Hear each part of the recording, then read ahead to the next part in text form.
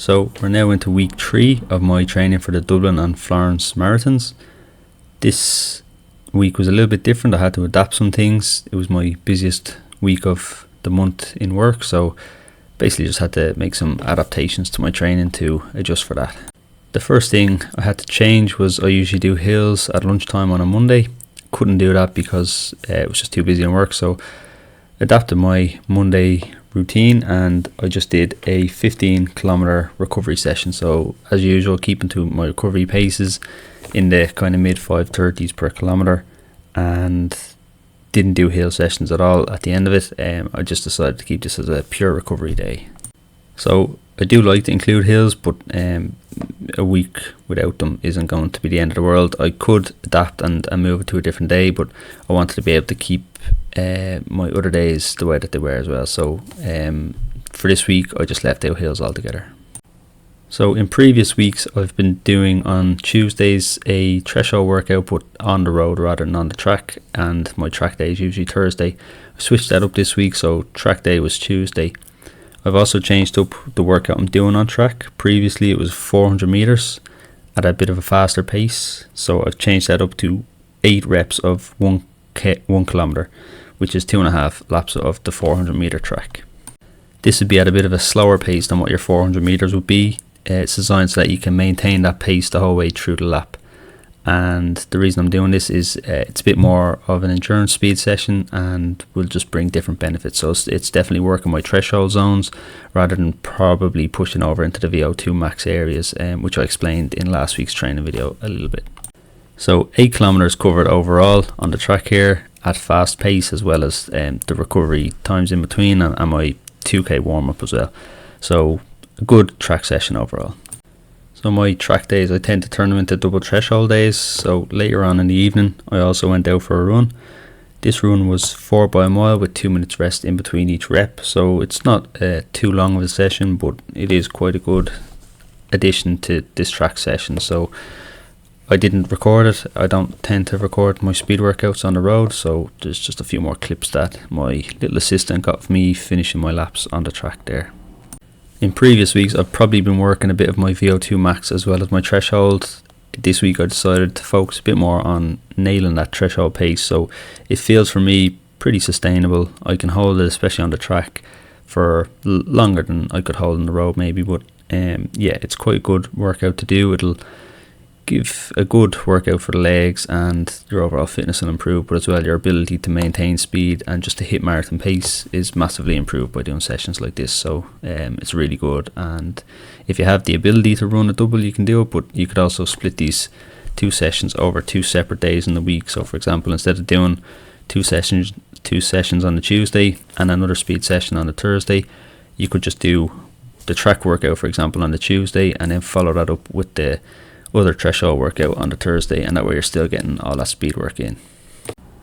On Wednesday, as usual, I followed up my speed day with nice easy recovery day. So it's 15 kilometers again at recovery pace in the mid 5 minutes, which is again nearly 2 minutes slower than my marathon pace. So it's quite comfortable for my body, it doesn't stress it too much, but it's also getting the blood flowing through your legs, which is brilliant for recovery. So if you are feeling heavy legged after that double session the day before, getting that blood in will promote recovery and you'll be all set for your speed session on Thursday then, if in my personal situation I'm doing a speed session Thursday. So my legs should be recovered then. By doing this it'll actually help that recovery. On Thursday then did a speed session, so did a little warm up and then 3 by 5 kilometers and my roughly around my half marathon effort. So the paces I hit in each of these reps was 3 minutes 40 per kilometer, 3 minutes 43 per kilometer and 3 minutes 46 per kilometer. So I did regress as each rep went on, but that can be due to change in elevation. You know, you're going uphill in some bits and downhill in others. Could also just be fatigue.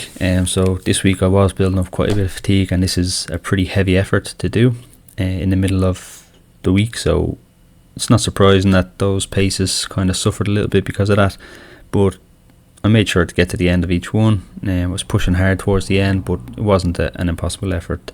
So it was pretty good. I do remember it being quite a windy day, which also would have made it a bit harder. But again, on marathon day, you don't know what the weather's going to be like. So it's really good to actually train in those sort of conditions It'll train you mentally. You get out there and get it done despite the weather. You don't use the weather as an excuse. I remember I was considering doing this one in the gym on the treadmill. I decided not to do that. An advantage of doing it on the treadmill would have been I would have been sure to hit my paces. You're kind of kept consistently going at the same pace by the treadmill.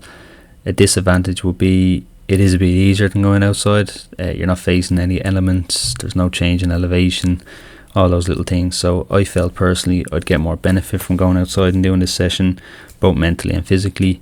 But for other people, you don't always have to kind of tough the conditions like that.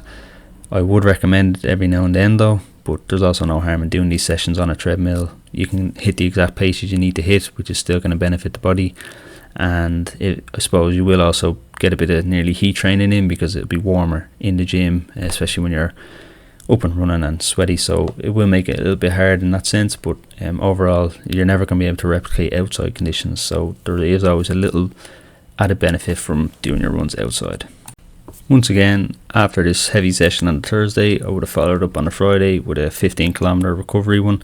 This one I found the pace was a bit slower just naturally. I basically go off feel on these runs, so it was about only 7 or 8 seconds per kilometre slower, but it is a little difference, and it does show that the body is building up a little bit of fatigue, which is to be expected in a heavy week like this.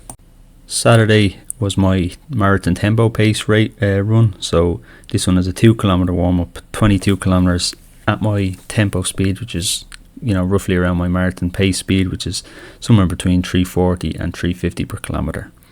This was quite a tough run. I found I struggled from about 15 kilometres into the marathon pace block, and I sort of had a decision to make whether to continue with the run, whether to ease it back and just get miles in the legs, or whether to just judge it by effort and continue to go as fast as I could, but not blow myself out and be able to maintain the full 22km stretch.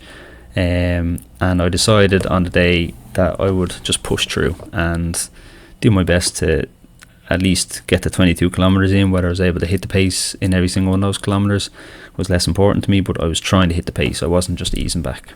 For the most part, I did stay within the marathon pace range. There was a few kilometers, kind of around 16, 17, 18 kilometers, going up towards 20 kilometers, where I was hitting a few seconds slower, so I wasn't able to quite maintain it, but I was still hitting paces that would give me a good strong marathon time. I was only 5 or 6 seconds off. But then my final 2 kilometers were in the 4 minutes 2 and 4 minutes 3. So this is quite a tough session, but again, it's building up the mental endurance by pushing myself through. Things may not go perfectly on marathon day, so sometimes you just have to learn to push your body through it. There is a difference between your body totally needing to stop and what I felt on Saturday, which was just built up fatigue, which I wasn't surprised by because of the heavy sessions that I did, for example, on the Thursday. So overall, it wasn't too much of a surprise that I've struggled in this session. It fits in with my plan. My plan was to either on week 4 or week 5 was going to be what's called a deload week, which I'll go into detail a bit now when I do next week's video. But for now, I'm going to just focus on bringing you through week 3's training anyway. So yeah, ultimately got the full run done. Was a struggle, but pulled through, and it'll be a good one. It'll benefit me going forward when my body's less fatigued. Sunday was the Great North Run, which I didn't have a spot in this year, so I had a few friends doing it instead, so I had to get out early and do my run. And so this would have been my long run. Unfortunately, I didn't have time to do as long as I wanted, which was 25 kilometers, so I ended up doing 20 kilometers on a Sunday at a nice steady pace. So I decided to keep it around pace for a Sub-3 marathon, which is 4 minutes 17 per kilometer. So that was exactly my average. Did the 20 kilometers in about just under an hour and a half.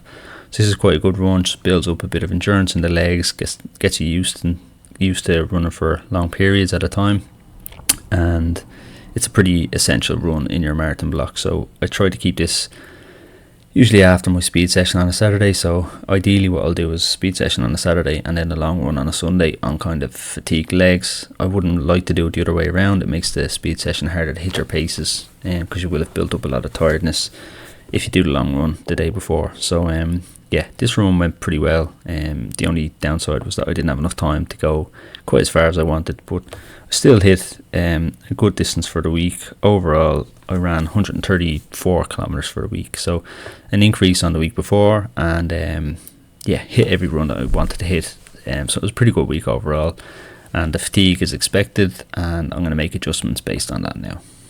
So another week in the books, 3 weeks down in the plan, and next week we'll move on to a deload week. So yeah, any questions, comments, let me know. Thank you for watching.